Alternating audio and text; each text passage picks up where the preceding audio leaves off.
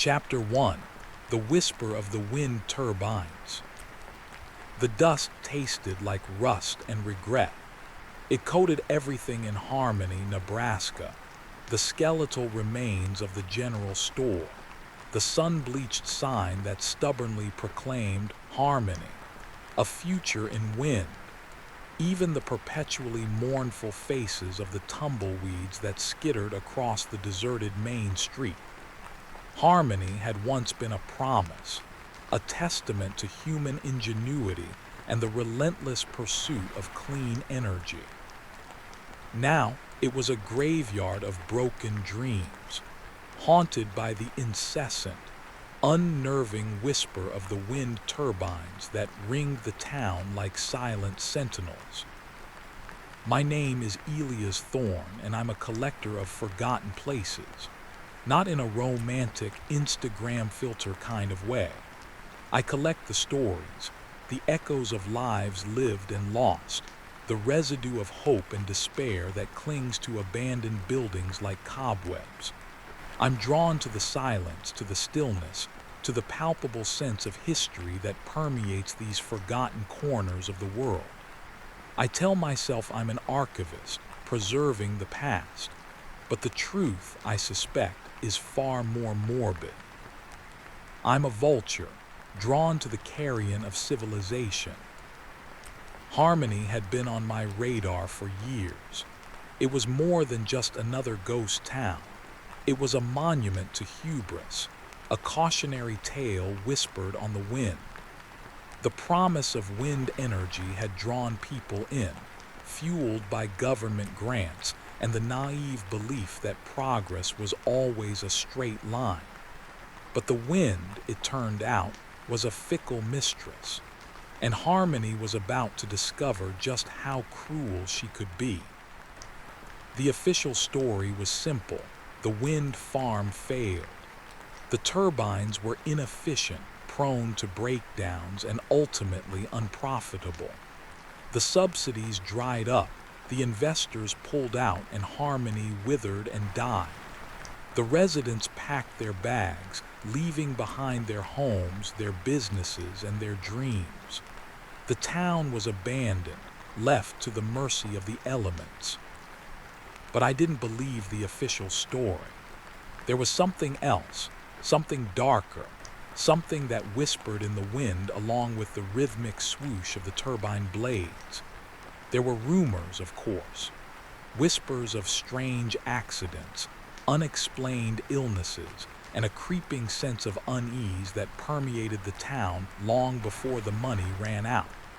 Some said the turbines themselves were cursed, that they disturbed something ancient and malevolent that lay dormant beneath the prairie.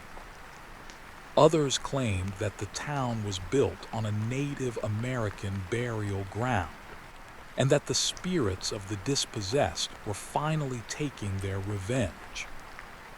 I didn't put much stock in superstitions, but I couldn't deny the strange feeling I got whenever I looked at Harmony on a map, or read one of the old news articles about its rise and fall. There was a hollowness there, a void that seemed to suck the life out of the surrounding landscape. It was a darkness I felt compelled to explore. So I packed my car with the essentials: a sleeping bag, a first aid kit, a couple of gallons of water, and enough canned goods to survive a week, and set off for Harmony. I wasn't sure what I was looking for, but I knew I wouldn't find it on a Wikipedia page. I needed to be there to breathe the air, to walk the streets, to listen to the whispers of the wind. The drive was long and monotonous, the landscape blurring into a seemingly endless expanse of dry, cracked earth and faded blue sky. The sun beat down relentlessly, turning the interior of my car into a furnace. The only relief came from the occasional blast of lukewarm air from the faulty air conditioner, which did little more than stir up the dust on the dashboard. As I neared Harmony, the wind picked up, buffeting my car with sudden, violent gusts. The landscape began to change, the flat, featureless plains giving way to rolling hills dotted with the towering silhouettes of the wind turbines. They loomed over the horizon like metallic giants, their blades spinning with an unsettling, hypnotic rhythm. The closer I got, the more oppressive the atmosphere became. The air seemed to thicken, heavy with a sense of foreboding. The silence was broken only by the wind and the turbines, their combined sound creating a low, mournful drone that resonated deep in my bones. It was a sound that spoke of loneliness, of abandonment, of something ancient and unknowable. The first glimpse of harmony was even more disheartening than I had imagined. The town was a desolate collection of dilapidated buildings, their windows boarded up, their paint peeling, their roofs sagging. The streets were choked with weeds and debris, and the air was thick with the smell of decay. I parked my car on the edge of town near the old gas station, its rusted pumps standing like grim sentinels. The silence was almost deafening now, broken only by the wind and the turbines. I stepped out of the car, feeling the full force of the wind against my face. It was a hot, dry wind, carrying with it the taste of dust and rust.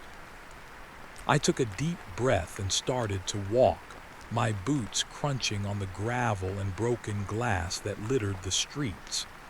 The town felt deserted, lifeless. There was no sign of human activity, no sound of animals, no hint of life. It was as if harmony had been wiped off the face of the earth, leaving behind only a hollow shell. I walked past the general store, its windows covered with plywood, its sign hanging crookedly. I peered through a crack in the plywood, catching a glimpse of the interior. It was dark and dusty, the shelves empty, the floor covered with debris. It looked like it had been abandoned in a hurry, as if the owners had simply walked away one day and never looked back. Next, I passed the old schoolhouse, its windows shattered, its walls covered with graffiti. I could almost hear the echoes of children's laughter, the drone of the teacher's voice, the rustling of papers. It was a sad and poignant reminder of what harmony had once been, a place of learning, of growth, of hope. I continued walking past the church, its steeple broken, its doors hanging open. I peered inside, seeing the pews overturned, the altar desecrated, the stained glass windows shattered. It was a scene of utter chaos and desolation, as if even God had abandoned harmony. As I walked, I began to notice something strange about the wind turbines. They weren't all spinning at the same speed. Some were moving slowly, almost listlessly, while others were spinning wildly, their blades a blur of motion. And the sound they made was different too. Some emitted a low, mournful drone, while others produced a high-pitched, almost frantic whine. It was as if each turbine had its own personality, its own voice, its own story to tell. And as I listened to their combined sound, I began to feel a growing sense of unease. It was as if they were trying to communicate something, something important, something terrifying. I reached the edge of town where the wind farm began. The turbines stretched out across the horizon, a seemingly endless forest of steel and fiberglass. They loomed over me, their blades spinning with an almost malevolent grace. I hesitated for a moment, feeling a surge of apprehension. I knew I shouldn't go any further. I knew I should turn around and leave Harmony before it was too late, but I couldn't. I had come too far, invested too much. I had to know what was out there in the heart of the wind farm. So I took a deep breath and stepped onto the dirt track that led into the turbines. The wind was even stronger here, buffeting me with sudden, violent gusts. The sound of the turbines was deafening, a cacophony of whirs, drones, and whines that filled my head and drowned out all other thoughts. As I walked deeper into the wind farm, I began to feel a strange sensation, a tingling in my skin, a pressure in my head. It was as if the turbines were affecting me somehow, influencing my thoughts, manipulating my emotions. I tried to ignore it, to focus on the task at hand. I wanted to examine the turbines, to see if I could find any clues about what had happened in Harmony. But it was difficult to concentrate, with the wind howling in my ears and the turbines spinning around me. I stopped at the base of one of the turbines, its massive tower looming overhead.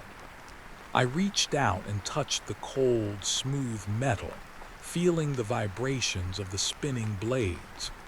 I looked up, watching the blades as they sliced through the air, their movement both mesmerizing and terrifying. And then I saw it. Scrawled on the base of the turbine in what looked like dried blood were a series of symbols. They were strange and unfamiliar, unlike anything I had ever seen before. They looked ancient, primal almost, evil. I felt a chill run down my spine.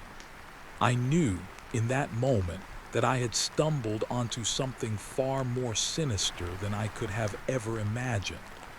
The official story of Harmony's demise was a lie. Something terrible had happened here, something that the authorities had tried to cover up.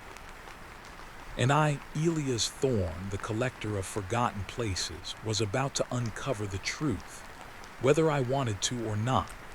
The wind howled around me, the turbines spun faster, and the symbols on the base of the tower seemed to glow with an eerie, malevolent light. I was alone, in the heart of the wind farm, and I had a very bad feeling about what was to come. My quest to find the truth has just begun, and already I am not sure I will like the truth to be revealed. Chapter 2: The Whispers in the Wind.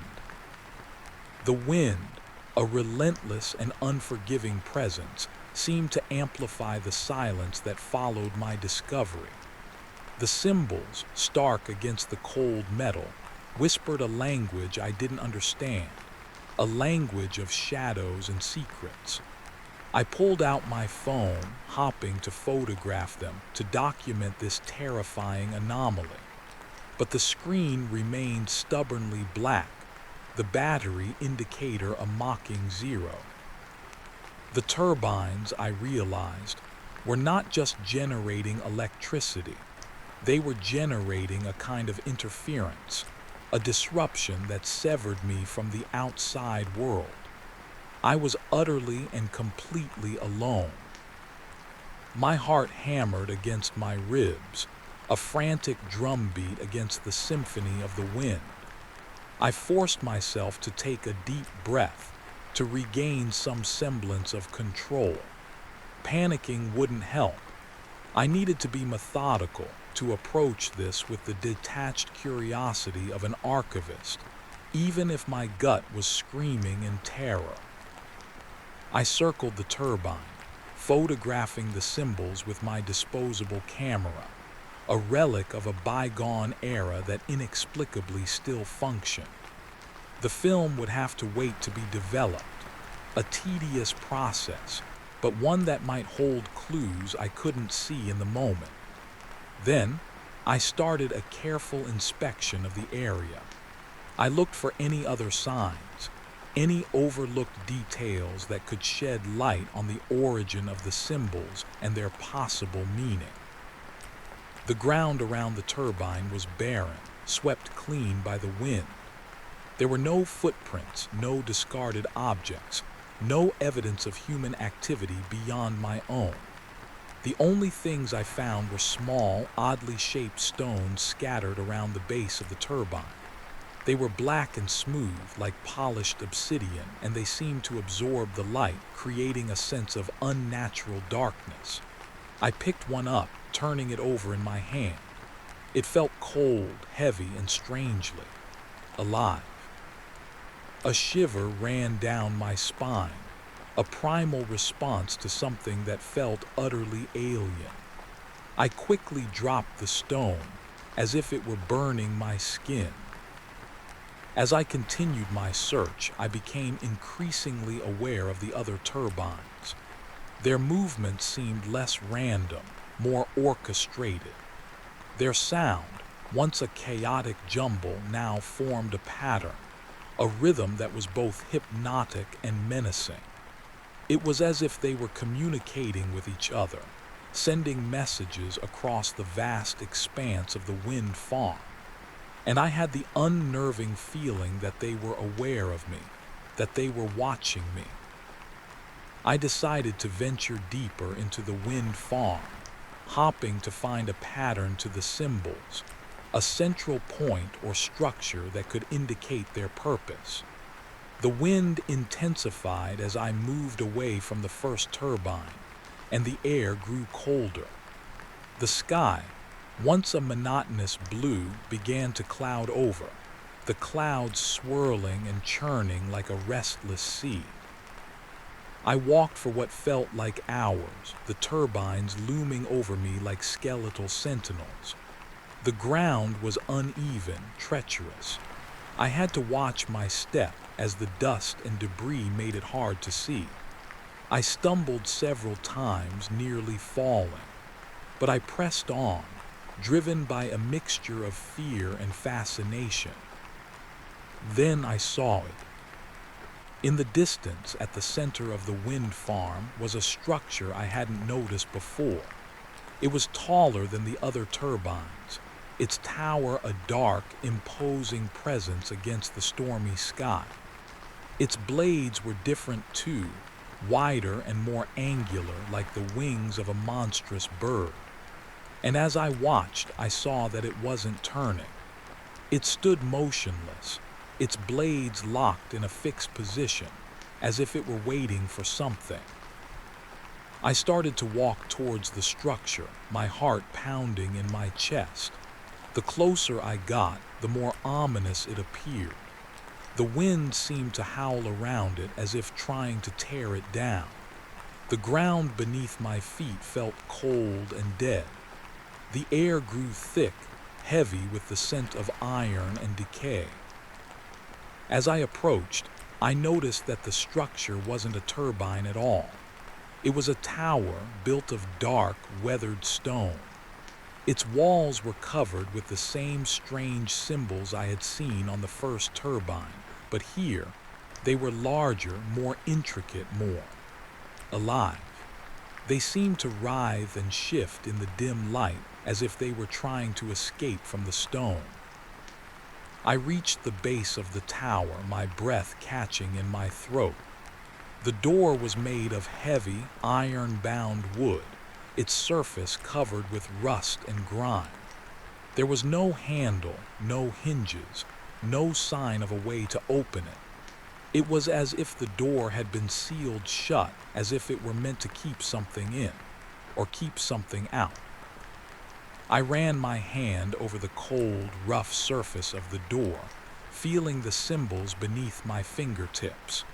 They felt cold, alien, yet somehow familiar, as if I had seen them before in a half-remembered dream.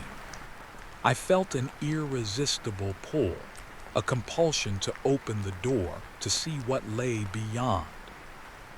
I tried to push the door, but it didn't budge. I tried to pull it, but it was firmly locked.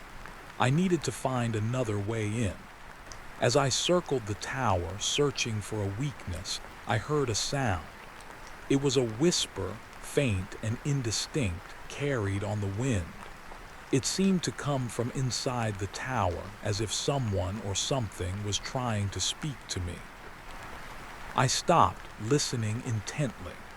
The whisper grew louder, more distinct. It was a voice, or at least something that resembled a voice, speaking in a language I didn't understand.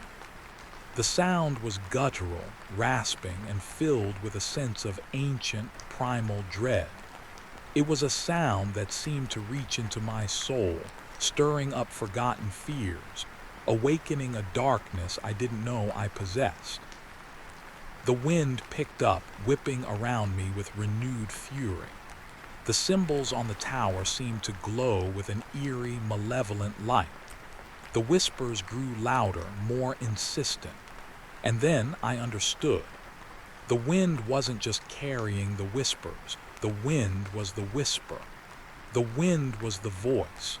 And it was calling to me, beckoning me to enter the tower, to discover the terrible secret that lay within. I hesitated for a moment, torn between fear and fascination. I knew that I was walking into a trap, that I was putting myself in mortal danger. But I couldn't resist the call. I had to know what was inside the tower, what the symbols meant, what the whispers were trying to tell me. I took a deep breath and began to search for a way in.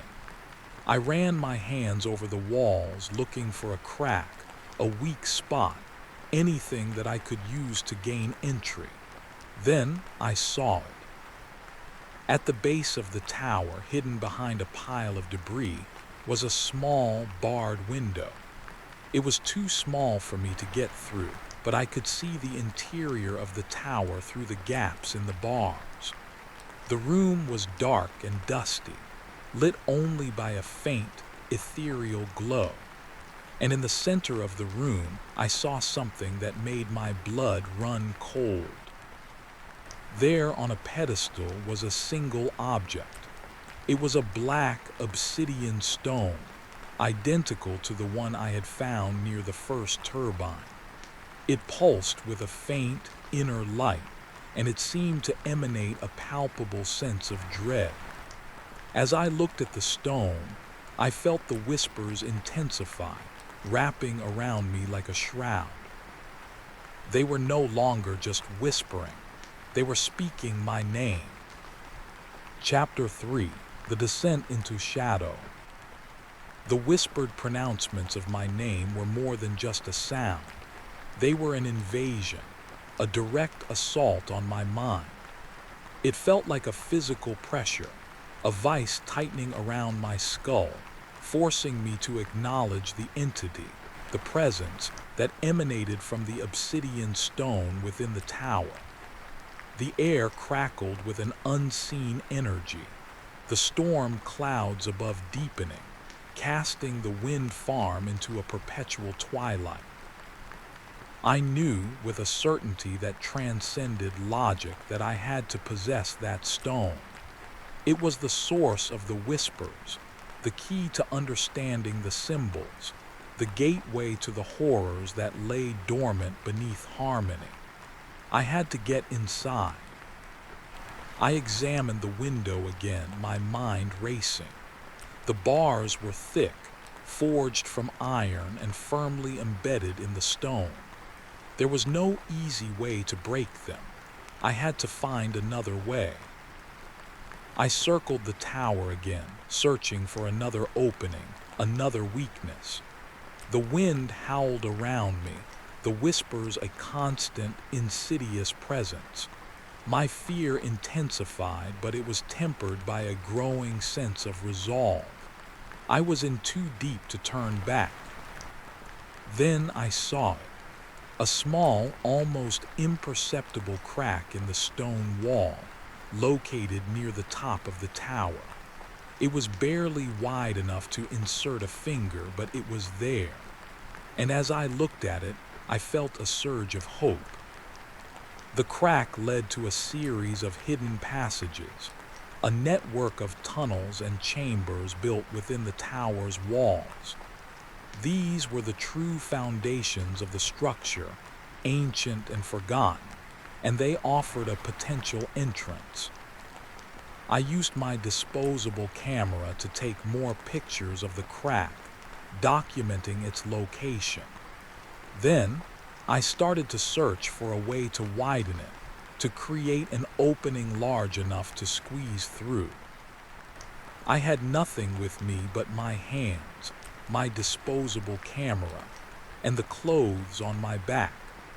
I considered using a sharp edge of one of the small obsidian stones, but I couldn't bring myself to disturb the power that emanated from those ominous objects.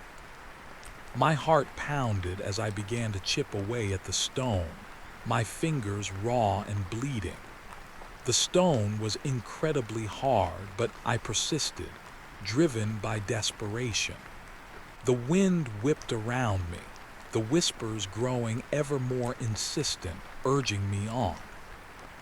After what seemed like an eternity, I finally managed to create a small opening, just large enough to insert my hand. I reached inside, feeling the cold, rough stone of the interior. I could feel a draft, a faint current of air that seemed to pulse with the same energy as the whispers. I started to enlarge the opening. It was slow, painstaking work, but I kept going, driven by a primal need to reach the stone, to silence the whispers, to understand the secrets of harmony. Finally, after hours of relentless effort, I had created an opening large enough to squeeze through. I took a deep breath, steeling myself for what lay ahead. I knew I was walking into a trap, a place of darkness and despair, but I couldn't stop. I squeezed through the opening, scraping my body against the rough stone. The passage was narrow and claustrophobic, the air thick with the scent of dust and decay. I crawled forward, my hands and knees bruised, my clothes torn. The darkness was complete, broken only by the faint, ethereal glow that emanated from the obsidian stone. I followed the passage as it twisted and turned, feeling my way through the darkness. The whispers grew louder, more insistent, surrounding me like a suffocating embrace. I could feel their cold breath on my neck, their invisible fingers tracing the contours of my face. The passage eventually opened into a small chamber. The walls were made of rough, unpolished stone, covered with the same strange symbols I had seen on the tower's exterior. They seemed to pulse and writhe in the darkness, their meaning still a mystery. In the center of the chamber was a staircase that spiraled down into the depths. The steps were made of worn, uneven stone, and they seemed to descend into an abyss. I could feel a chill emanating from the staircase, a cold, damp breath that promised unimaginable horrors. I knew I had to descend, to follow the stairs into the heart of the darkness. I took a deep breath and started down, my feet making a hollow echo on the stone. The air grew colder with each step, the whispers more intense. As I descended, I began to see things. Shadows moved in the periphery of my vision, fleeting glimpses of something unseen, something monstrous. The whispers intensified, weaving themselves into a tapestry of terrifying images, a chorus of screams and whispers that seemed to be pulled directly from the recesses of my mind. The staircase seemed to go on forever, twisting and turning, leading me deeper into the heart of the earth. The darkness grew absolute, broken only by the faint, ethereal glow from the obsidian stone. I could feel the weight of the earth pressing down on me, the weight of history, the weight of something ancient and malevolent. Finally, the stairs ended in a large chamber. The chamber was vast and echoing, its walls covered with the same strange symbols. In the center of the room was a pedestal, and on the pedestal was the obsidian stone. It pulsed with a cold inner light, illuminating the chamber with an eerie, unnatural glow. The whispers were now a deafening roar, filling my head, tearing at my sanity. The symbols on the walls seemed to writhe and shift, closing in on me, surrounding me. I stumbled towards the pedestal, my heart pounding in my chest. I had to get the stone. I had to silence the whispers. I reached out my hand, my fingers trembling, and reached for the obsidian stone. As my fingers brushed against the cold, smooth surface, a wave of pure, unadulterated terror washed over me. I saw images, visions, nightmares. I saw the history of harmony, the rise and fall of the wind farm, the strange accidents, the unexplained illnesses, the creeping sense of unease. I saw the darkness that lay beneath the town, the ancient evil that had been awakened by the turbines. I saw the figures, the shadowy beings that moved in the darkness, the ones that were responsible for the whispers, for the symbols, for the horrors that had plagued harmony. And then I saw myself. I saw myself standing in the chamber, holding the obsidian stone, consumed by the darkness. I saw myself becoming one of them, another creature of shadow, another pawn in their ancient, malevolent game. I recoiled, pulling my hand away from the stone. The images vanished, but the terror remained, a cold, crushing weight in my chest. I had been warned. I knew what would happen if I touched the stone, if I allowed myself to be consumed by the darkness. But it was too late. The whispers had already taken hold. They were in my head, in my heart, in my soul. They were calling to me, urging me to embrace the darkness, to join them in their eternal night. I fought back, resisting the pull, fighting to maintain my sanity. I turned and ran, stumbling through the chamber, desperate to escape. The whispers pursued me, their voices echoing in my head, their invisible fingers grasping at my soul. I ran back up the staircase, my feet pounding on the stone. I had to get out. I had to escape the tower, to escape the whispers, to escape the darkness. But it was no use. The darkness was already inside me, and the tower was a prison. Chapter 4: The Maze of Shadows. The ascent felt like a pilgrimage through a nightmare. Every step was a battle, every breath a victory against the encroaching darkness. The whispers, once a cacophony, had now organized into a single, insidious voice within my mind, a voice that echoed my own fears, amplified my self-doubt, and reveled in the terror gripping my heart. I scrambled upwards, the familiar stone steps now feeling slick with an oily residue, a silent testament to the corruption that permeated the tower. Reaching the chamber with the opening, I collapsed against the wall, gasping for breath. The wind, howling outside, seemed to mock my weakness.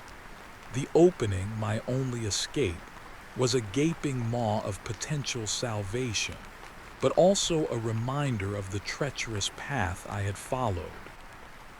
I had to get out. I had to escape the tower, the wind farm, harmony itself.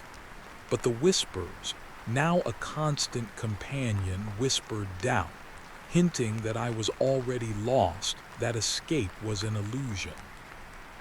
I forced myself to focus. The opening was my only hope. I had to find a way to break through the wall, to create an opening large enough to accommodate my body. My disposable camera lay discarded on the floor, the film ruined, the pictures lost to the encroaching darkness. I was on my own. I started clawing at the stone, my nails breaking, my fingers bleeding. The whispers intensified, their voices urging me to give up, to surrender to the darkness. I ignored them, focusing on the task at hand. I thought of all the abandoned places I had ever seen, the secrets they held. I had to keep this one safe for future explorers, despite how dangerous this quest was turning out to be. The stone was impossibly hard, but my desperation gave me strength. I chipped away at it, piece by piece, creating a small, jagged opening. Finally, after what felt like an eternity, the opening was large enough. I squeezed through, crawling into the narrow passage. The passage twisted and turned, a labyrinth of darkness and despair. I had no idea where it led, but I knew I had to keep moving. The whispers followed me, their voices echoing in my head, their presence a constant, suffocating weight. I crawled for hours through claustrophobic tunnels. The air was stale, heavy with the scent of decay. The darkness was absolute, broken only by the faint, ethereal glow that seemed to emanate from the walls. I felt as if I was being watched. Shadows moved in the periphery of my vision, fleeting glimpses of something unseen, something monstrous. I tried to ignore them, but they grew more persistent, more menacing. The passage eventually opened into a larger chamber. It was circular, with a high, arched ceiling. The walls were covered with the same strange symbols I had seen throughout the tower. But here, they were different. They seemed to move, to shift, to change shape, creating a dizzying display of optical illusions. In the center of the chamber was a stone altar. It was covered with dust and grime, but I could see that it had once been used for some kind of ritual. I felt an immediate revulsion towards the altar, a sense of dread. As I looked at the altar, I heard a sound, a faint scraping that seemed to come from behind me. I spun around, my heart pounding in my chest. I saw nothing, but I knew I wasn't alone. The whispers intensified, their voices urging me to approach the altar, to touch it, to become part of the ritual. I fought back, resisting the pull, fighting to maintain my sanity. I turned and ran, stumbling through the chamber, desperate to escape. The whispers pursued me, their voices echoing in my head, their invisible fingers grasping at my soul. I ran back into the passage, desperate to find another way out. But the passage had changed. It was no longer the same labyrinth I had entered. It had twisted and turned, creating a maze of shadows and despair. I stumbled around in the darkness, disoriented, lost. The whispers grew louder, more insistent, guiding me deeper into the maze. I could feel something brushing against me, something cold and clammy, something unseen. I cried out, but my voice was swallowed by the darkness. I was alone, trapped in the maze, at the mercy of the whispers and the shadows. The walls seemed to close in on me, the air growing thick and suffocating. I stumbled into a dead end, a narrow passage that ended in a blank wall. I turned to go back, but the passage had disappeared. The walls had shifted, rearranging themselves, creating a new path. I pounded on the wall, screaming for help, but my voice was lost in the darkness. I was trapped, a prisoner in my own nightmare. I closed my eyes, desperate to find something, anything that would bring me relief. I opened my eyes to see the obsidian stone. In the center of the room was the same pedestal, and on the pedestal was the obsidian stone. It pulsed with a cold inner light, illuminating the chamber with an eerie, unnatural glow. The whispers were now a deafening roar, filling my head, tearing at my sanity. The symbols on the walls seemed to writhe and shift, closing in on me, surrounding me. I was back in the chamber, the one from the first time.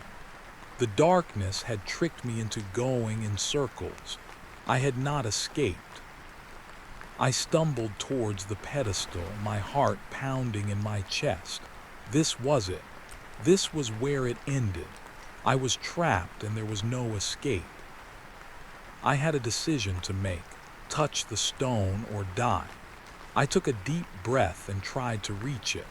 It felt so warm for something that looked so evil. I was doomed either way. Chapter 5: Echoes of the Forgotten. The obsidian stone hummed, a silent, malevolent song that vibrated through my very bones.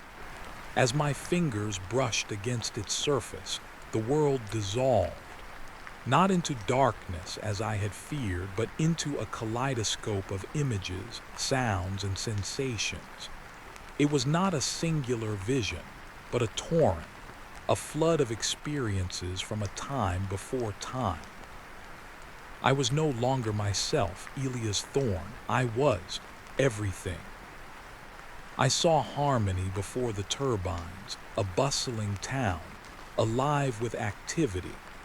Children played in the streets, farmers worked in the fields, and families gathered in the town square. The air was filled with the scent of freshly baked bread, the sound of laughter, and the promise of a bright future. But then a shadow fell. The promise of wind energy arrived, promising prosperity but bringing with it a creeping sense of unease. I saw the faces of the townspeople, their initial excitement slowly replaced by apprehension, then outright fear. Strange occurrences started to happen. Livestock perished mysteriously, crops withered and died, and people began to fall ill. The wind farm, the heart of their salvation, became the source of their suffering. I saw the workers on the turbines, their faces etched with a mix of exhaustion and dread. They were the first to notice the whispers, the unsettling shifts in the wind, the feeling of being watched. They were the first to understand that something ancient and malevolent was stirring beneath the prairie. I saw the initial investigation, the official explanations: equipment malfunction, human error. But I saw the truth that was being carefully buried. I witnessed the meetings, the hushed conversations, the frantic attempts to silence anyone who spoke of the strange events.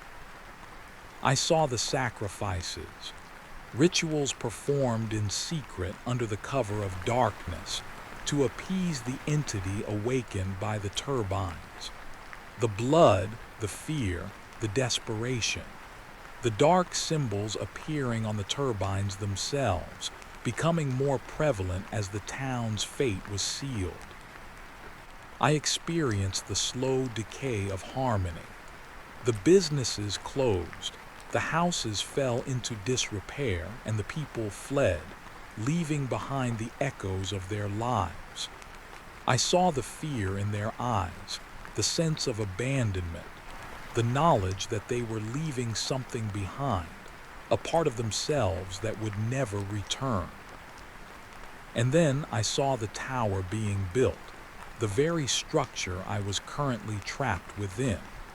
I witnessed the meticulous construction, the incorporation of ancient symbols into its very foundations. I saw the deliberate act of sealing the entity, of containing the evil.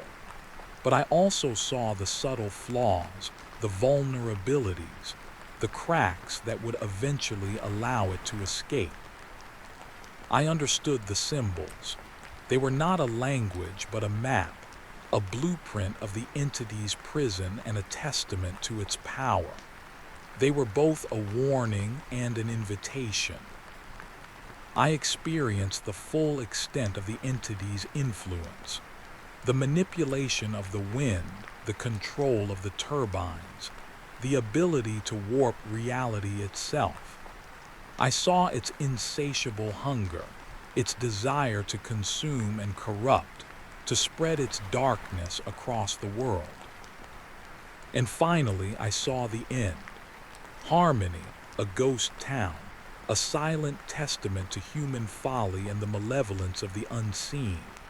I saw myself, Elia's thorn, arriving in town, drawn to the whispers, the secrets, the darkness. I saw my own journey, my own choices, my own descent into the heart of evil.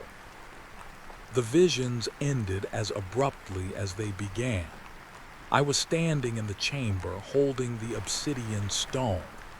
My body trembled, my mind reeling. I had seen too much, experienced too much. The weight of history, the burden of knowledge, pressed down on me, threatening to crush my sanity. I looked at the stone, its cold, dark surface reflecting my distorted image. The whispers had become a symphony, a chorus of voices, each one urging me to embrace the darkness, to become a part of its eternal night. I knew with a clarity that was both terrifying and liberating that I had a choice to make. I could succumb to the entity, surrender to its power and become another pawn in its game. Or I could fight back, resist the temptation, and try to find a way to destroy the stone, to sever the connection, to save myself and possibly the world. The weight of the decision was almost unbearable.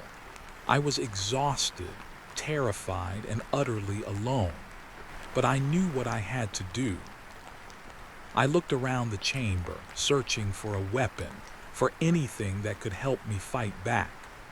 The stone altar, the symbols on the walls, the echoing darkness, all of it was a source of dread.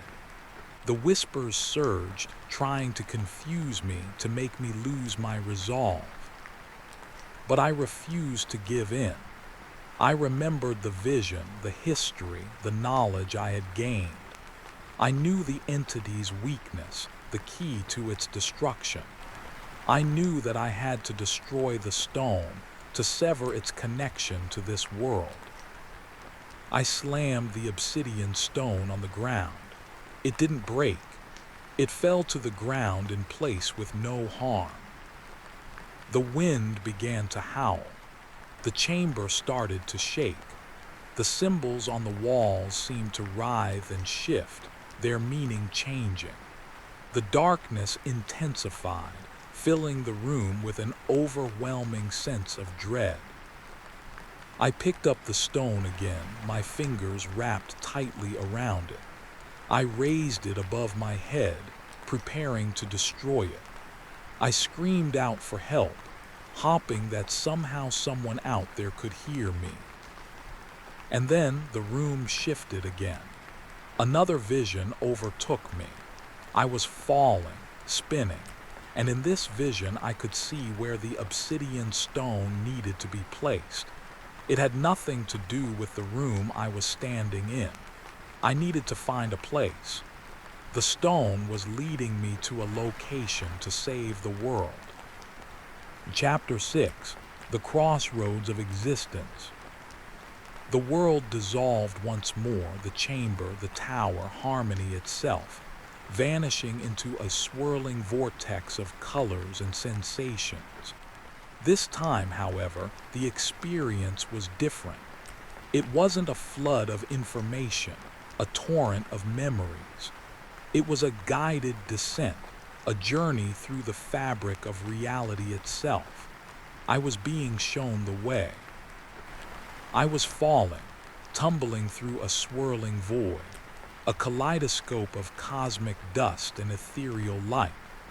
Around me, images flickered and danced, landscapes both familiar and alien, cities that shimmered with impossible architecture, creatures of pure energy that pulsed with otherworldly power.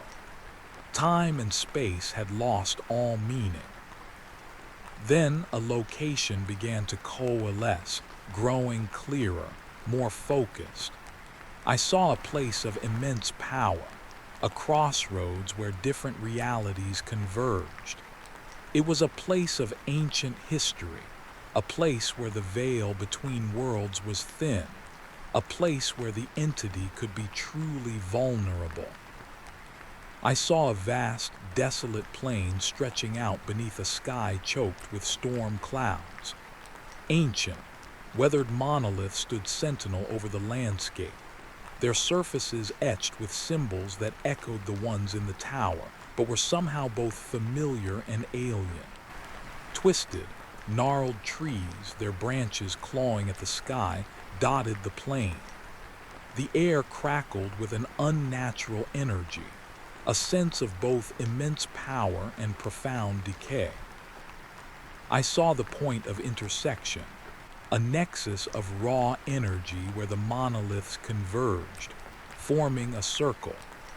In the center of the circle was a stone platform, and at the center of the platform was a shallow depression, precisely sized to hold the obsidian stone. This was the place, the only place, the key to stopping the entity. But as I looked at this desolate nexus, a growing unease crept into my thoughts. This place was not empty. I sensed the presence of other entities, forces that were older, possibly more powerful than the one I was confronting. They were watching, waiting, their motives unknown.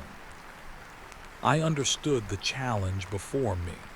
I had to reach the nexus, place the obsidian stone on the platform, and somehow disrupt the entity's power. But I wouldn't be alone.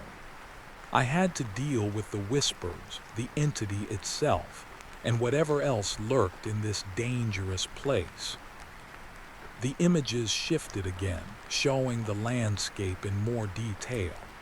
I saw the paths that led to the nexus, the dangers that lay in wait. I saw shadowy figures moving among the monoliths, their forms distorted, their intentions unclear. I saw glimpses of other entities, of creatures that seemed to be made of pure shadow, of forces that could tear me apart. I felt the energy from the nexus flowing towards me, pulling me, urging me towards my destination. The voices, the whispers, amplified, filling my mind with a confusing clamor of fear and doubt. This was going to be a terrible journey.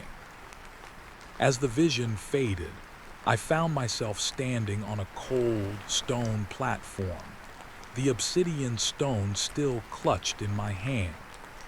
The echoes of the vortex were fading, leaving a profound emptiness that spoke of the immense distance I had traveled.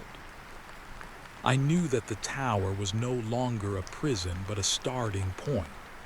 The cracks in the wall, the narrow passage, the twisting maze, they were all a preparation, a test of my resolve. I looked around, trying to orient myself. I could still feel the influence of the entity, the whispers, the shadows. They were everywhere, trying to dissuade me, to convince me that I was already lost. With the echoes of the visions fading, I felt a surge of determination, a renewed resolve. I had seen the way. I had seen the truth. I had to complete the task. I forced myself to calm, focusing my mind. I took a deep breath and walked to the opening, the one that had been chipped into the stone wall. I squeezed through the gap and found myself in a new location. The room I was standing in was more familiar than the chamber where I had held the obsidian stone. It looked like a place someone would live. I wasn't sure how to escape, but I knew I had to. The location was a tiny room where there was only an old bed and a small wooden table. There was a map lying on the table. I picked it up and looked at it.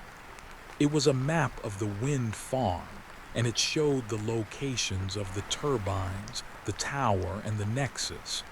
But it also showed the paths leading to the location. It showed the location in the center, a nexus of power where I was supposed to travel. All of the other locations showed the same structure that I was just in. This was not my final location. I had a destination.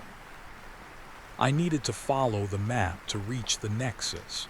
The path would be difficult, dangerous. I would have to deal with the entity, the whispers, and the unknown threats that lurked in the shadows. But I was ready. I knew the journey would take me back through Harmony, past the wind farm, and into the desolate plains. This would be my final act. I wasn't sure I could survive, but I knew I couldn't live if I turned back. I had a weapon in my hands, the obsidian stone. I also had a plan, a destination, and a purpose. I had to reach the nexus. I had to place the stone. I had to stop the entity. I stepped out of the tiny room and into a hallway. The place where I was abandoned and derelict. I heard the whispers again, growing louder, more insistent. They were waiting. I took a deep breath and started to walk, my footsteps echoing in the silence. The journey had begun. Chapter 7: The Ghosts of Harmony. The hallway opened into the remnants of what must have once been a grand foyer. The roof had partially collapsed, allowing a skeletal framework of moonlight to illuminate the dust-choked space. Marble tiles, cracked and stained, formed a mosaic under my feet, the ghosts of elegance clashing with the utter decay. The whispers were a constant presence now, a chorus of voices that had taken on the cadence of a mocking chant. Lost, alone, surrender. I had to focus. The map, the nexus, those were the only anchors I had left. I glanced at the map again, confirming my route. I needed to retrace my steps to return to the wind farm to find the pathway to the desolate plains. But something was wrong. The map was changing. The ink seemed to bleed and the lines were shifting, twisting, rearranging themselves before my eyes. It was as if the map itself was being influenced by the entity, trying to lead me astray. I gripped the map tighter, trying to memorize the route before it changed again. The whispers intensified, their voices growing louder, more insistent, trying to distract me. I fought back, forcing myself to focus, to ignore the terrifying voices. The foyer opened into a series of rooms, each more desolate than the last. I moved quickly, my heart pounding in my chest. The atmosphere was oppressive, heavy with a sense of dread. The walls seemed to close in on me, the shadows lengthening and twisting into grotesque shapes. I passed a dining room, its table overturned, its chairs scattered across the floor. I could almost smell the lingering scent of long-forgotten meals, the faint echoes of laughter and conversation. The room felt cold and empty, haunted by the ghosts of happier times. I passed a library, its shelves empty, its books scattered across the floor. The titles were faded, the pages yellow. I felt a presence here, a sense of forbidden knowledge, the echoes of secrets buried within the pages. I passed a ballroom, its floor covered with dust, its chandeliers broken. I could almost hear the strains of waltzes, the rustle of silk gowns, the whispers of lovers long gone. The room felt lonely and desolate, filled with the ghosts of forgotten dances. As I moved through the rooms, I began to see things. Shadows moved in the periphery of my vision, fleeting glimpses of something unseen, something monstrous. The whispers intensified, weaving themselves into a tapestry of terrifying images, a chorus of screams and whispers that seemed to be pulled directly from the recesses of my mind. I saw the faces of the townspeople, their faces contorted with terror, their eyes wide with fear. I saw the workers on the turbines, their faces twisted in agony, their bodies writhing in pain. I saw the entity, its form shifting and changing, its eyes burning with cold, malevolent light. I tried to ignore the visions, to focus on the task at hand, but it was difficult to concentrate, with the shadows moving around me and the whispers echoing in my head. I had to get back to the wind farm. I found myself back in the entrance hall. I needed to escape the house. The doorway to the outside was boarded up, the windows shattered. It was like a prison. There was another door on the other side of the foyer. I walked toward it. As I neared the door, I saw a figure standing in the doorway. It was tall and gaunt, its face obscured by shadow. It was wearing a long, tattered coat, and its hands were clasped in front of it. It stood perfectly still, watching me. My heart leaped into my throat. I stopped, my feet frozen to the floor. I stared at the figure, my mind racing. Who was it? What did it want? The figure didn't move. It just stood there, watching me, its presence a palpable weight. I could feel the whispers intensify, weaving themselves into a tapestry of fear. I had to act. I couldn't just stand there, frozen in place. I took a deep breath and approached the figure, my footsteps echoing in the silence. As I got closer, I could make out more details. The figure's coat was covered with dust, its fabric shredded and torn. Its hands were long and slender, with fingers that seemed to twist and turn. As I got even closer, I saw the figure's face, or what was left of it.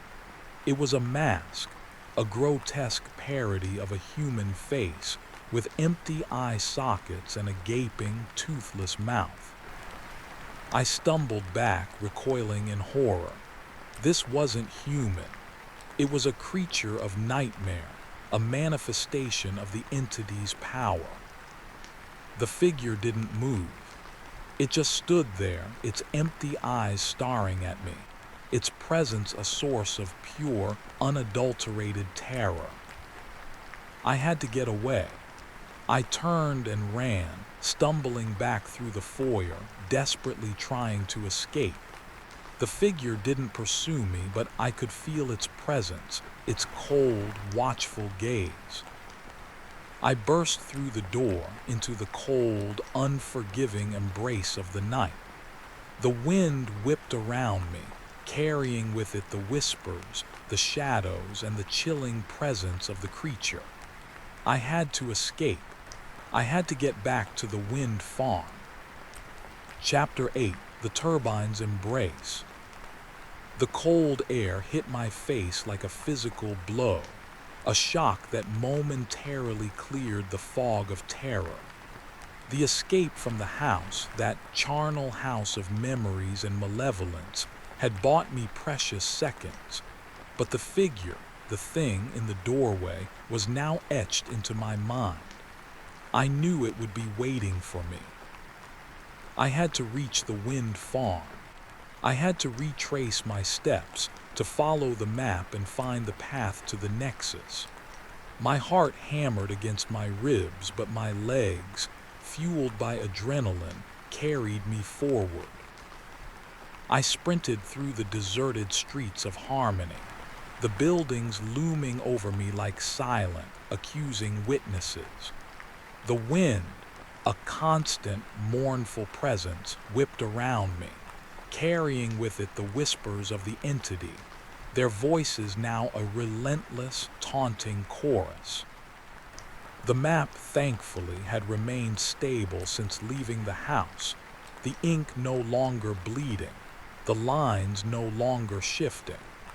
I clutched it tightly, using it as a guide through the maze-like streets. The air grew colder, the darkness more profound. The only light came from the distant, flickering stars and the faint glow of the wind turbines, their blades slicing through the night like ghostly scythes. The town seemed to shrink, the buildings, the houses, the abandoned stores blurring as I ran through the darkness. It felt as though the town itself was trying to pull me into its deathly embrace. The streets I ran through, once filled with the dreams of people, were now filled with nightmares. I reached the edge of town, the wind farm rising before me like a steel and fiberglass forest. The turbines, their blades spinning with an unsettling, hypnotic rhythm, loomed over the horizon. They were my destination, my guide, and my enemy. The whispers intensified, their voices urging me to turn back, to give up, to surrender to the darkness. I ignored them, forcing myself to focus on the task at hand. I had to reach the central tower, to find the path that would lead me to the nexus. I entered the wind farm, and the ground beneath my feet turned to a dirt track, the same one I had walked on before. The wind buffeted me, the turbine's blades sliced through the darkness with a sound. I pressed onward, the map clutched in my hand. As I walked, I began to hear a new sound, a low, rhythmic thumping that seemed to come from the ground itself. It was a sound of immense power, a sound that spoke of something ancient and malevolent. The sound grew louder as I approached the center of the wind farm. I realized it was coming from one of the turbines. I looked towards the center of the wind farm to find the monolithic tower. I quickened my pace, driven by a mixture of fear and determination. I had to reach the tower, to find the path to the nexus. I felt the ground starting to shake beneath me, and I knew whatever was making the sound was near. I finally reached the central tower. The air was thick with the smell of iron and decay. The symbols on the tower, the same ones I had seen throughout the tower and house, seemed to glow with an eerie, malevolent light. I reached the bottom of the monolith.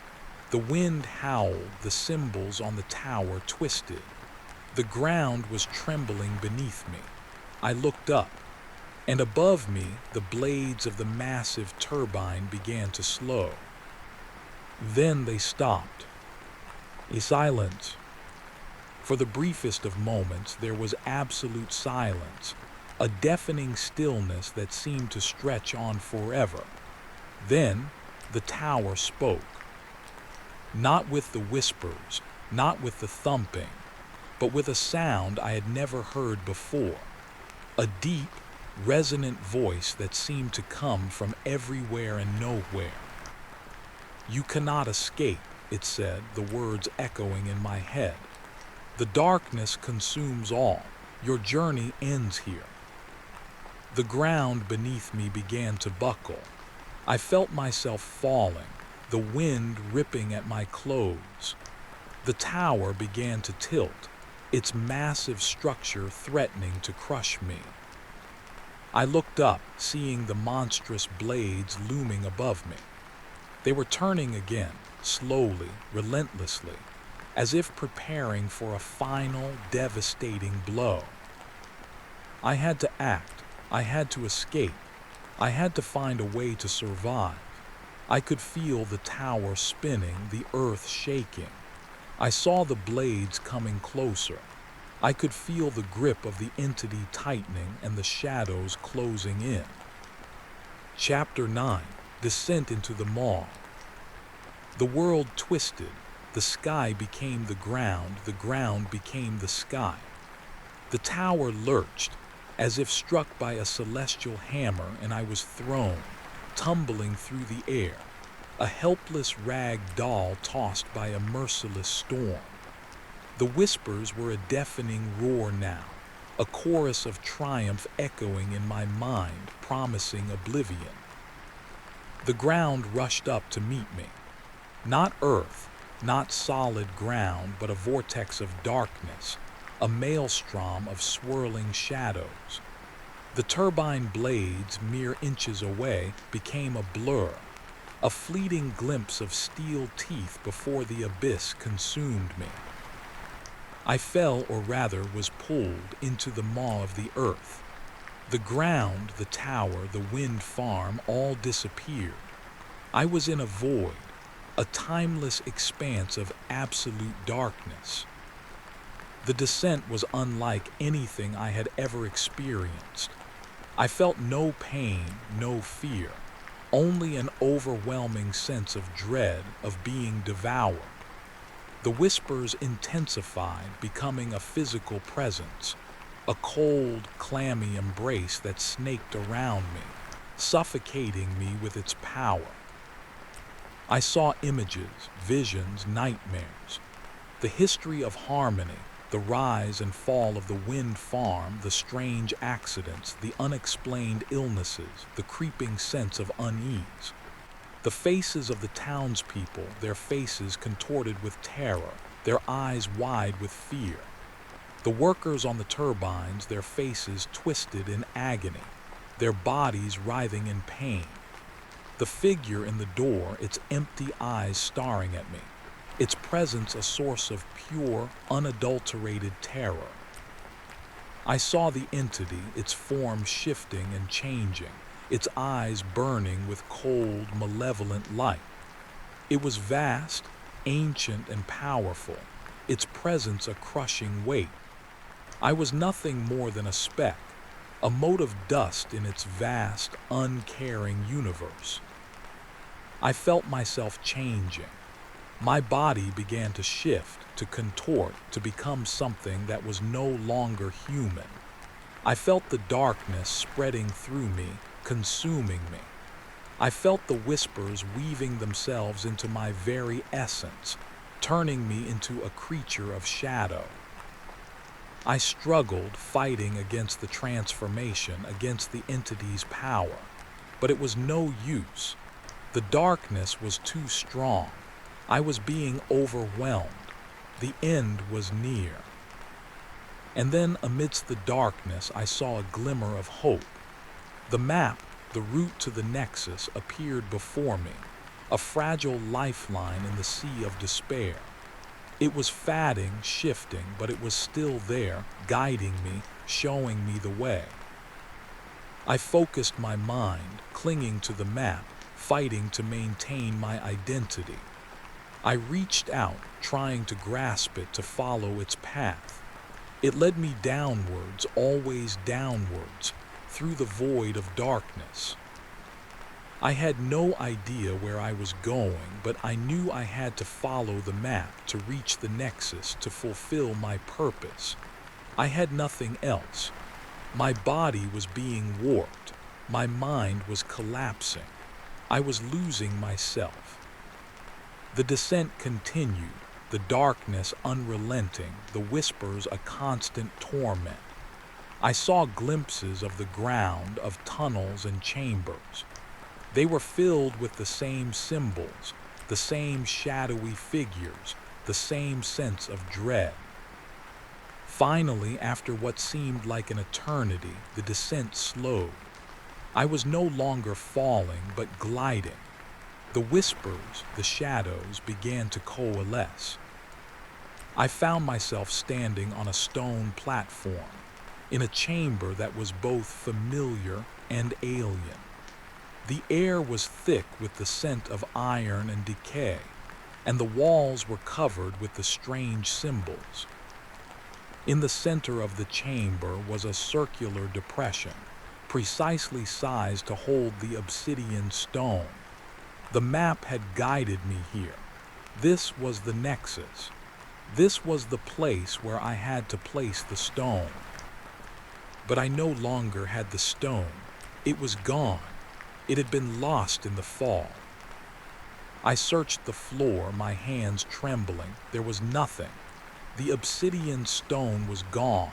I had failed. The mission had been a failure. The whispers surged, their voices triumphant. Lost, defeated, surrender. The shadows closed in, surrounding me, their forms coalescing into monstrous shapes. I was alone, unarmed, and lost in the heart of the darkness. My body was fading, my mind collapsing. I was losing everything. The entity was victorious. But as the darkness consumed me, I saw something else. A faint, ethereal light flickering in the distance. It was the obsidian stone. It was calling to me. Despite the darkness, the loss of my body, I knew I had a chance. It was as if the darkness was letting me have a final decision. I turned towards the light, drawn by some faint hope of escape. I began to walk towards the light and the stone, and I had nothing but the will to live on. Chapter 10. Fragments of Existence. The light beckoned, a fragile beacon in an ocean of encroaching shadow. The whispers, however, redoubled their efforts, a torrent of insidious voices attempting to tear me away from that tiny spark of hope. Lies, illusion, embrace the void. My fragmented form, a disembodied consciousness drifting in the abyss, struggled against their grasp. I moved, or rather, willed myself to move towards the light. The obsidian stone, the source of the entity's power and the focal point of my mission, pulsed with an inner luminescence. It was suspended in midair, radiating an energy that both repulsed and attracted, a magnetic force drawing me toward my potential salvation and ultimate destruction. The chamber was a grotesque parody of the one I had seen in the earlier visions. The symbols on the walls were not static, but writhing, shifting, their meaning lost in a chaotic, swirling vortex. The floor was covered with a thick, oily substance, the scent of iron and decay, a suffocating presence. As I neared the stone, I began to see shapes in the darkness, shadowy figures that shifted and contorted, their forms impossible to define. They were the entities, the creatures of shadow that I had glimpsed in the visions, drawn to the nexus, to the stone, to the power that emanated from them. They reached out to me, their shadowy hands grasping, their voices a chorus of whispers that promised power and annihilation. I could feel their influence, their attempts to pull me into their realm, to make me one of them. I fought back. I clung to the map, to the memory of the world I had known, to the image of the desolate plains and the ancient monoliths. I focused on the purpose, on the single vital task that had driven me this far, to place the stone.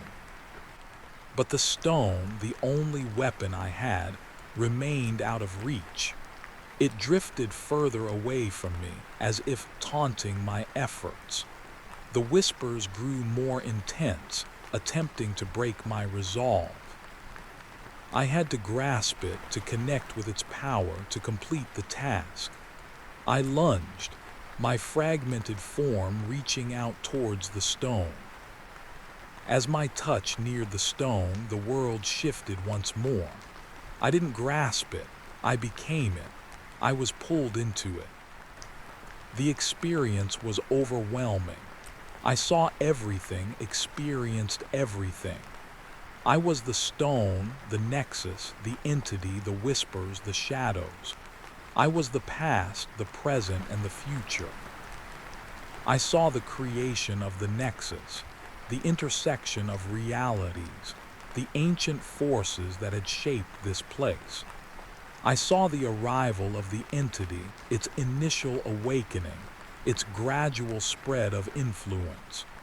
I saw the wind farm, its construction, its purpose, and its eventual corruption. I saw the townspeople, their lives, their fears, and their desperate attempts to understand what was happening. I saw their sacrifices, their rituals, their descent into madness. I saw my own arrival, my journey, and my ultimate demise. I saw myself as both a pawn in the entity's game and an agent of its destruction. I saw the possibilities, the choices, and the consequences. I understood the entity's weakness. The obsidian stone was not merely a source of power. It was a focal point, a point of vulnerability. By placing it at the nexus, the entity's influence could be shattered. I saw the other entities, the shadowy figures. They weren't just servants.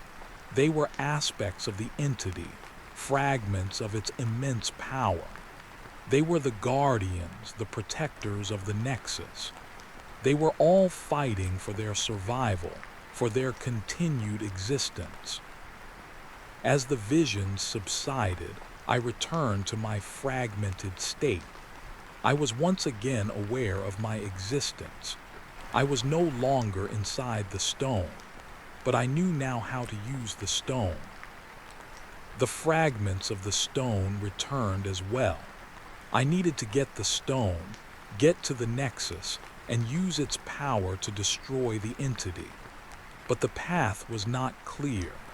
The shadowy figures were all around, wanting to claim me for their own. I looked at the nexus again, and it was even more terrifying.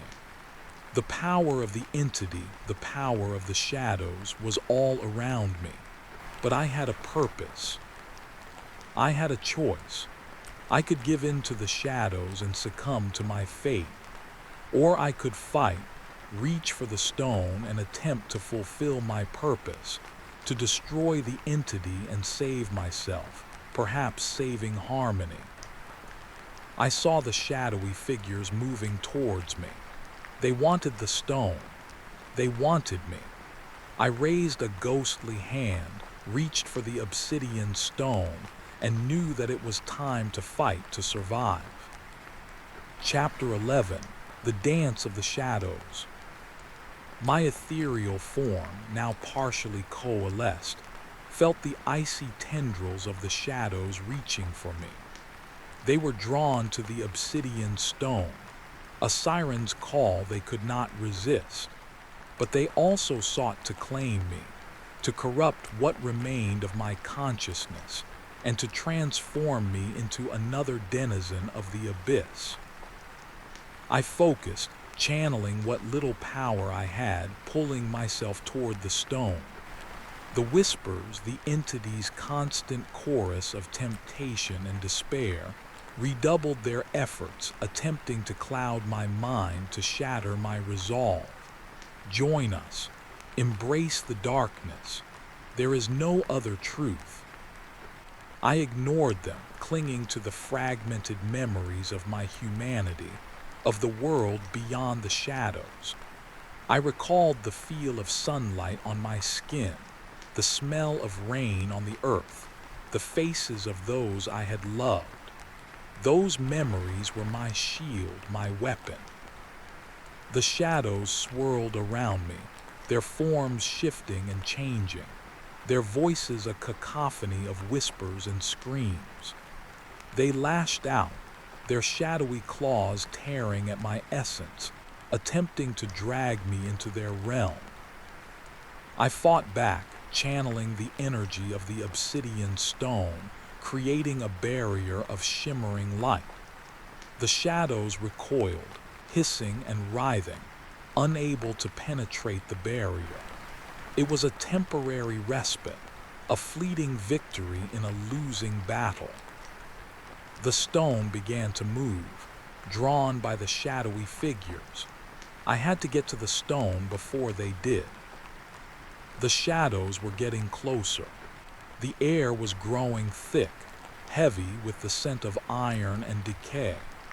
The nexus pulsed with an unnatural energy, the power of the entity threatening to consume me. I had to be faster, more decisive. I pushed myself forward, reaching for the stone. The shadowy figures lunged, their claws brushing against my ethereal form.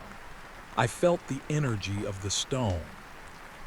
I lunged again, grasping the stone. The moment I touched it, the world shuddered. A surge of power coursed through me, a blinding wave of light that pushed back the shadows. I was connected, and I had a choice. The shadows attacked. They were all around me. I held the stone and used its power. I closed my eyes and focused on the vision of the nexus. I saw the platform, the depression in the center, waiting. Then I knew what I needed to do. I focused all my power. I had to reach the platform. I willed myself to move, to propel myself toward the nexus. The shadows resisted, trying to hold me back, to drag me into their realm. But the power of the stone was stronger. I surged forward through the swirling darkness, towards the nexus. The shadowy figures screamed in frustration and anger, and began to try to tear me apart. I was almost there. I had to ignore the pain, the darkness, and the whispers. I was close to my destination, the nexus. I reached the stone platform, my ethereal form flickering and unstable. The whispers grew more intense, more desperate, their voices filled with fear. I needed to place the stone. The shadowy figures were lunging for me. Their forms were nearly upon me. With a final burst of effort, I placed the obsidian stone into the depression. The instant the stone settled, the nexus erupted in a blinding light, a wave of energy that pushed back the shadows. The chamber shook, the walls cracked, and the whispers were silenced. The light intensified, filling the chamber, obliterating everything. I was blinded, disoriented, and unsure if the mission had succeeded. I felt the energy of the stone, the power of the nexus. I closed my eyes. I had to wait. I waited. I opened my eyes. There was nothing. The shadows were gone, the whispers silenced. The nexus was no longer a site of power, but a void. The chamber was empty. I had done it. The entity was gone. I looked around and realized that the victory had come with a steep price. I was alone, adrift in the void, fading from existence. I was losing what little power I had. I was fading from view. I was dying. Chapter 12. The Crumbling Echo. The silence was absolute. The whispers, the shadows, the entity, all gone. The nexus, once a crucible of unimaginable power, was now a void, a silent testament to the cataclysm that had just occurred. The blinding light had faded, leaving behind a profound emptiness, a feeling of both triumph and utter desolation. I was fading too. My ethereal form, already fragmented, was now unraveling, dissolving into nothingness. The energy that had sustained me, the energy of the stone, was waning, its power exhausted. I was becoming less, a phantom, a fading echo of a life that had been. I looked around the chamber. It was empty, desolate. The symbols on the walls, once writhing with energy, were now dull and lifeless. The stone platform, the nexus, was still intact, but its power was gone. I was alone. There was no one to celebrate my victory, no one to mourn my passing. I was a lone sentinel, the last witness to the death of an ancient evil. I had done what I had set out to do. I had destroyed the entity, severed its connection to this world. But in doing so, I had sacrificed everything. My physical form, my memories, my very existence. I felt a sense of peace, a quiet acceptance of my fate. I knew that I was fading, that I would soon be gone. But I also knew that my sacrifice had not been in vain. The world, or at least this corner of it, was safe. I looked one last time at the obsidian stone at the nexus. It was just a stone now, an inert object with no power. I felt a pang of regret, a sense of loss. I was going to disappear. As I watched the monolith, the room seemed to change again. Where there was the obsidian stone, now there was the door I had found at the beginning of the journey. How could I get out? I knew what I needed to do. I needed to exit. I had to try to walk through the door. It was the only way. I willed myself to move. The movement was slow, a struggle. I had to fight against the darkness to move. I took a step and then another. Each movement was an enormous effort. I walked towards the door, my heart pounding in my chest. The air seemed to grow thick and I could barely see. As I got closer to the door, I noticed that something else had changed. The map, the one I had clutched so tightly throughout my journey, appeared again, a faint glimmer in the darkness. It was almost as if it was trying to help me.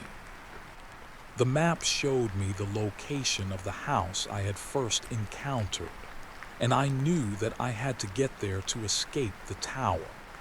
It was a reminder of where I had been and of the journey that had led me here. I glanced one last time at the nexus, at the site of my final victory.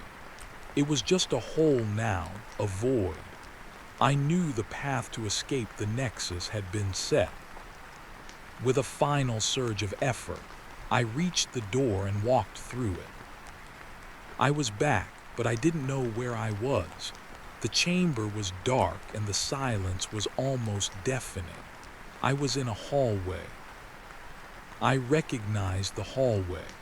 The house was a crumbling echo of its former self. I was back in the house that was the portal. I was back in the house, back in the hallway. The echoes of the past seemed to swirl around me. I could still hear the whispers, but they were faint now, distant memories of a threat that had been overcome. As I walked through the house, I felt a sense of peace, a quiet acceptance of my fate. I was fading, but I knew I had made a difference.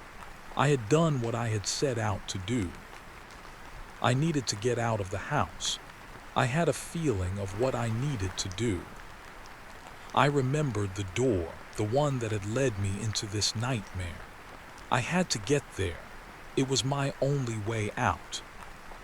I walked through the house, passing the rooms. The rooms felt eerily quiet. Everything that had been there seemed to disappear. I walked slowly. I was weak. My body was falling apart. I was almost at the door. The door was still there. With a final effort, I opened the door. And then, with nothing left, I left.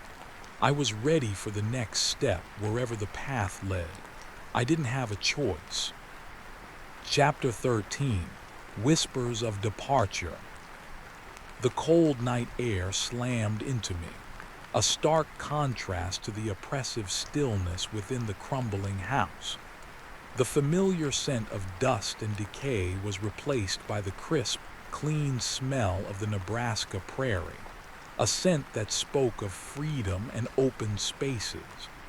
I stumbled out of the doorway and into what was left of my life. The world was different. The sky was clearer, the stars brighter, the wind softer. The looming wind turbines, now silent sentinels against the horizon, no longer pulsed with malevolent energy. Harmony, the town that had been shrouded in fear and despair, seemed to breathe a collective sigh of relief. I had escaped the clutches of the entity, destroyed its power, and saved the town, perhaps the world, from its insidious influence. But at what cost? My body was fatting, my memories dissolving, my very existence unraveling. I was a ghost, a shadow of my former self. I felt no pain, no fear, only a profound sense of emptiness. I looked back at the house, at the doorway through which I had just emerged. It was just a house, a dilapidated structure, its windows boarded up, its paint peeling. There was no sign of the darkness that had once resided within, no hint of the horrors I had faced. I turned away. I had to leave Harmony, to put as much distance as possible between myself and that place of darkness. I had to find a way to move on, to come to terms with what I had experienced. But where could I go? What could I do? I was fatting, losing myself. I had no home, no family, no friends. I was alone, a ghost in a world that no longer recognized me. I looked down at my hands. They were translucent, barely visible in the moonlight. I could feel myself fatting, my edges blurring, my form becoming indistinct. I had to do something. I had to find a purpose, a reason to exist, however fleeting. I thought of all the abandoned places I had visited, all the stories I had collected. I realized that was where my purpose lied. I had to share my story, to warn others of the dangers that lurked in the forgotten corners of the world. I had to tell the tale of Harmony, of the entity, of the sacrifices that had been made. But how could I do that? I was fatting, losing my memories. How could I recount a tale that was already slipping away from me? I remembered my car, parked at the edge of town near the old gas station. It was my only possession, my only connection to the world. Perhaps I could write down my experiences, create a record that would survive my demise. I started to walk towards the edge of town, my footsteps barely audible in the stillness. The wind carried the whispers, but they were different now, softer, gentler. They were the whispers of departure, the whispers of acceptance, the whispers of peace. As I walked, I began to see things, fleeting glimpses of the past. I saw the faces of the townspeople, their faces now filled with joy, their eyes sparkling with hope. I saw the workers on the turbines, their bodies no longer writhing in pain, their faces now serene and calm. I saw the entity, its form shattered, its power extinguished. The visions faded as quickly as they appeared, leaving me with a sense of closure, a feeling that the sacrifices had been worth it. The people were now finally at peace. I reached the edge of town and found my car. I opened the trunk, took out a notepad and a pen. I sat in the driver's seat and began to write. The words flowed from me, a torrent of memories, of emotions, of experiences. I recounted the tale of harmony, of the entity, of the nexus, of the sacrifices. I wrote until my hand ached, until my eyes blurred, until my body could no longer sustain the effort.